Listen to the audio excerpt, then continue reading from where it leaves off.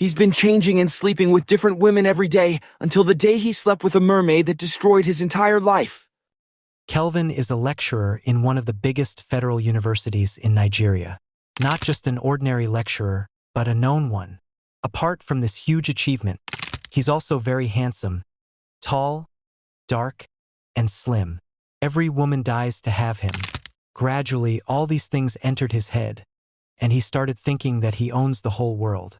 He had just clocked 30 years old and was already a senior lecturer in a university with a PhD. Wow, wow, wow. He could not stop bragging about all of this.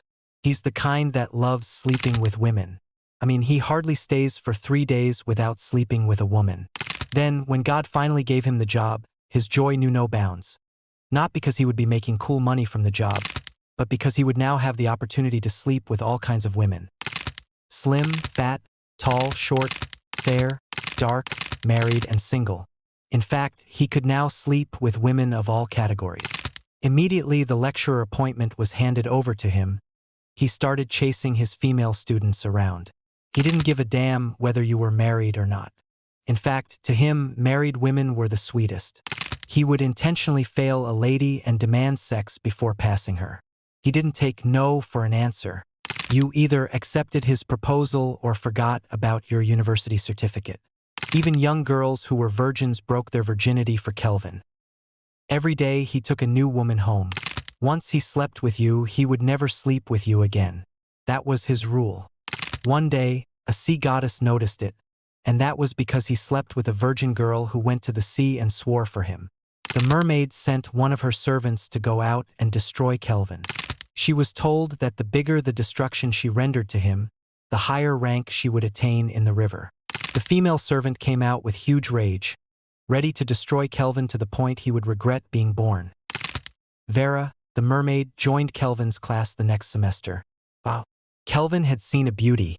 He couldn't wait to sleep with such a goddess. Of course, Vera was extremely beautiful, tall, chocolate, and slim. Her figure was the kind that no man would pass by without looking back. Kelvin immediately started imagining how she would be in bed. In his mind, he could even sleep with this one so many times, and, if God approved it, he might even marry her. To make matters worse, Vera had already started giving him green signs even before he approached her. He couldn't wait for the class to end.